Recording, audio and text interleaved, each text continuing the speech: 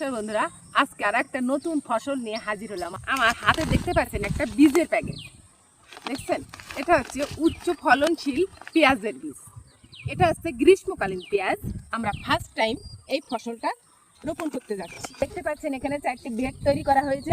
এই বেডটা কিন্তু আমরা এখন তো বৃষ্টির সিজন, যখন রোদ্দুর ছিল তখন থেকেই বেডটা আমরা ঢেকে রাখছিলাম, যে মাটিটার জন্য বেশি কাদা মাটি না হয়ে যায়, তার জন্য বেডটা ঢাকায় ছিল। তারপরে যখন দেখা গেল না এখন বীজ ফেলার উপযুক্ত মাটি হয়েছে, তখন আমাদের বীজটা ফেলে দেওয়া। আজকে 5 দিন বীজটা ফেলা। এখন দেখতে পাচ্ছি ছোট ছোট কল বেরিয়ে গেছে। তারপর আমরা বীজটা ফেলেও কিন্তু এভাবে ঢেকে রাখছিলাম। দেখেন এখন এই যে কল বেরিয়ে গেছে, চারা গজাতে যাচ্ছে, দেখা যাচ্ছে, দেখছেন?